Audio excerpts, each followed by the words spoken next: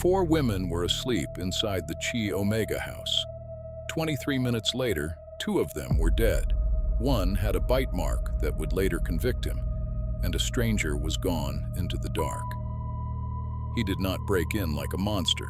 He walked in like he belonged there. He always did. This is not a story about a man who looked dangerous. It is the opposite kind of story. It is about the most effective serial killer in American history, and the fact that almost no one who met him ever saw it coming. His name was Theodore Robert Bundy. Ted to everyone who liked him, and a lot of people liked him. To understand how he ended up in that sorority house, you have to go back 24 years to a home for unwed mothers in Vermont, where a baby boy was born and his family decided to lie about who his parents actually were. He grew up believing his mother was his older sister. His grandparents raised him as their son.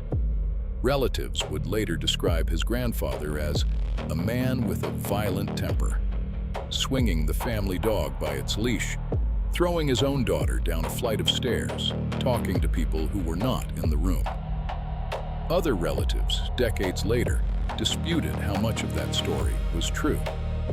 What is certain is only this: the boy grew up inside a lie about his own identity, in a house where nobody agreed on what really happened behind closed doors. One aunt remembered waking from a nap surrounded by kitchen knives, pulled from the drawer and arranged around her on the bed. 3-year-old Ted was standing beside her, smiling, saying nothing. Nobody thought much of it at the time. Why would they? He grew into a quiet, awkward teenager, and then, somehow, into someone else entirely. Intelligent, well-spoken. He earned a psychology degree. He volunteered at a suicide crisis hotline, where he was, by every account, good at his job, calm, reassuring, easy to trust. One of his co-workers there was a true crime writer named Ann Rule. She would spend years afterward trying to reconcile the man she knew, answering those phones, with the one she read about in the news. He got into law school. He worked for the Republican Party in Washington State, drafting position papers, driving candidates to events. People who knew him described him the same way, over and over. Charming, ambitious, going somewhere. Nobody used the word predator. Not yet. In January 1974, he let himself into a basement apartment in Seattle and beat a sleeping student named Karen Sparks with a metal rod torn from her own bed frame. She survived, with a fractured skull and permanent brain damage. He did not take her. That detail would matter later. Investigators would eventually understand this was an early, unfinished version of the method he was about to perfect. The following month, he refined it. Linda Ann Healy, another University of Washington student known around the city for reading the ski report on the radio every morning, was struck unconscious in her bed, dressed in her own clothes, and carried out through a locked door he had somehow opened without breaking anything. Her roommates found the bed remade, the sheets straightened, a small stain of blood tucked under the pillow, like someone had paused to clean up before leaving. Her remains were not found for nearly a year. Then, it did not stop. Through that spring and summer, young women vanished across Washington and Oregon, one roughly every 3 or 4 weeks. Donna Manson walked to a jazz concert on her campus and never arrived. Susan Rancourt disappeared between 2 buildings on her way to a night class after a man with his arm in a cast asked her to help carry a stack of books to his car.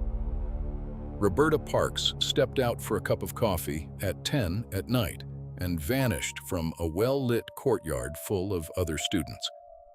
Jorgan Hawkins disappeared from a floodlit alley between 2 sorority houses, a walk of less than 60 seconds between 2 doors, both propped open, both full of people who heard nothing. That was the method now. A cast, a sling, sometimes crutches. A soft, apologetic voice asking for 10 seconds of help. A short walk to a tan Volkswagen Beetle. And, hidden under the driver's seat, a crowbar. Then came Lake Sammamish.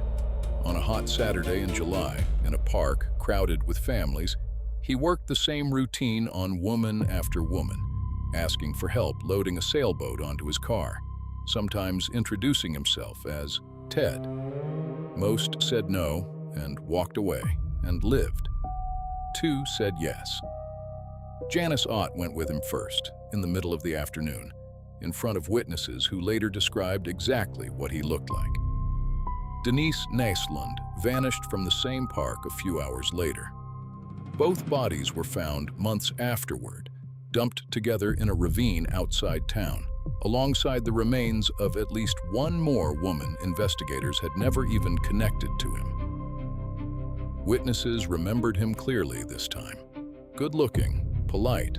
That name, Ted, attached to a police composite sketch for the first time. It would take 4 more years and dozens more victims to turn that sketch into an arrest. By the fall, the killing had moved south, into Utah. Melissa Smith, the 17-year-old daughter of a local police chief, vanished after leaving a pizza parlor. Her body was found 9 days later in the mountains, the skull crushed by repeated blows. Laura Amy disappeared from a Halloween party the same month, and in October, an 18-year-old named Carol DeRanch was approached in a shopping mall parking lot by a man showing a gold badge, claiming to be a police officer investigating a break-in near her car. She got in his Volkswagen. He snapped one handcuff onto her wrist and reached for a crowbar. She fought him for the second cuff, got the door open, and threw herself out of the moving car into oncoming traffic. She survived. She would later stand in a courtroom and point directly at him, the only living witness ever to face him in that role.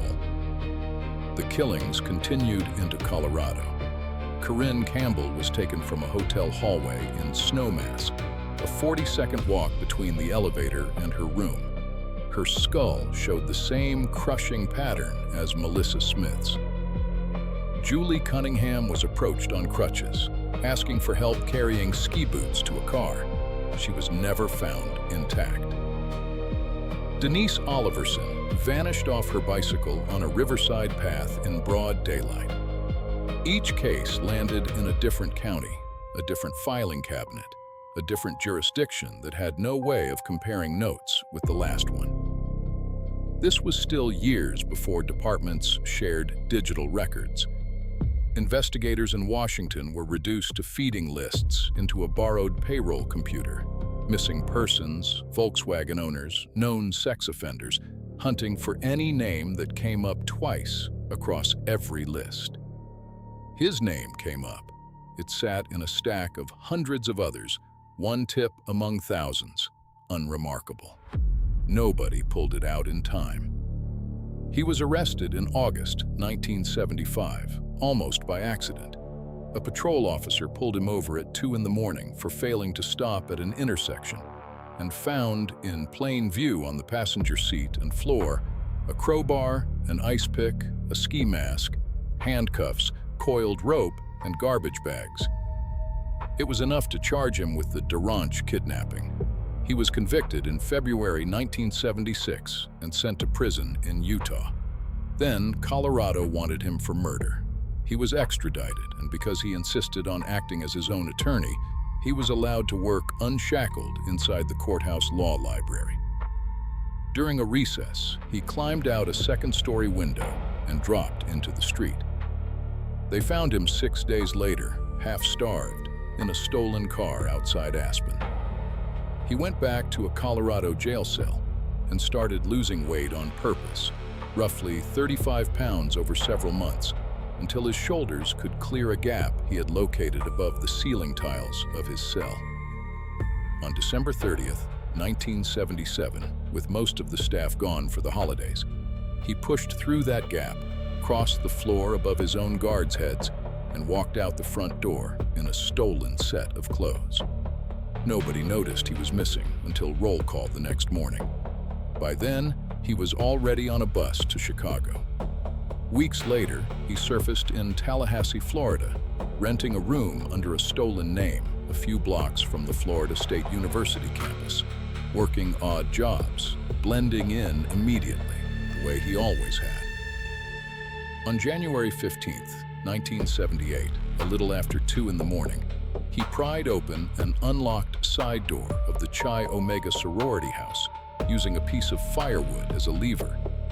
In the space of about 15 minutes, working room to room while most of the house slept through it, he attacked 4 young women with the same log, plus his hands.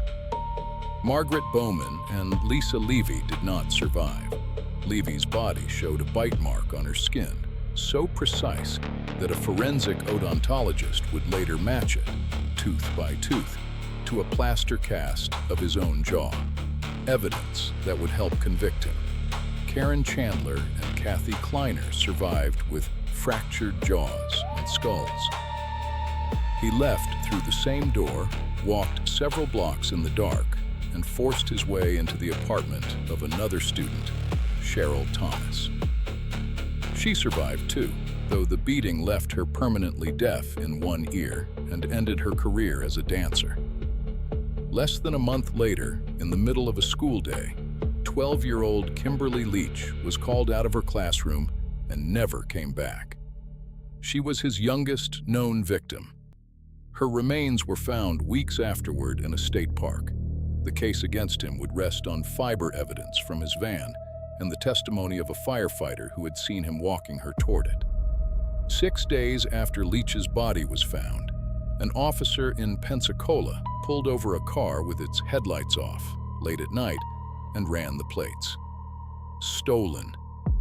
Inside was a man who gave a false name, fought the officer for his gun, and finally, once he was fully restrained, said quietly that he wished he had killed him.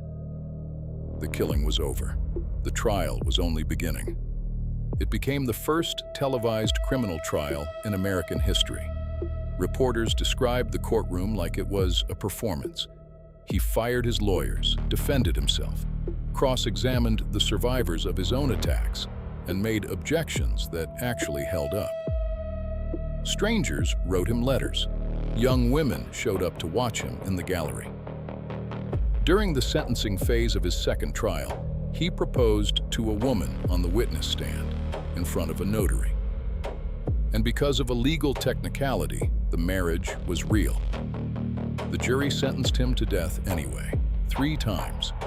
He spent the next decade on death row, appealing, stalling, trading confessions for time he never actually needed and never actually got. The night before his execution, he finally talked.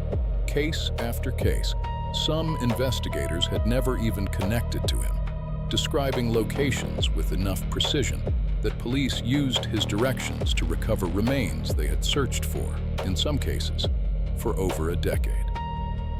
His very last confession, recorded minutes before he was walked to the chair, was for a 15-year-old girl named Susan Curtis. Her body was never found. On January 24th, 1989, he was executed in the electric chair at Florida State Prison. Outside the gates, a crowd had gathered through the night, some selling t-shirts, some holding signs. When word came that it was done, they cheered and set off fireworks. Psychiatrists who examined him disagreed about almost everything except one thing. He was never insane. He knew exactly what he was doing, every time. The clinician most associated with the concept of psychopathy interviewed him personally and called him a textbook case, someone who could mimic every normal human emotion without feeling any of them underneath. He said it himself, years later, almost bored by the question. Guilt never solved anything. It only got in the way. That was the real weapon. Not the crowbar, not the sling, not the fake badge. It was the face, A face that made a police chief's daughter, a mall full of strangers, a courtyard full of students, all make the same mistake. The mistake of thinking a monster has to look like one. Officially, he is tied to at least 30 murders. Some of the researchers who have studied him longest believe the real number is far higher, possibly beginning years before anyone realized he had started. Nobody will ever know for certain. New DNA matches are still surfacing decades later, closing cases that had gone cold since the 1970s. The list, as far as anyone actually knows, still isn't finished.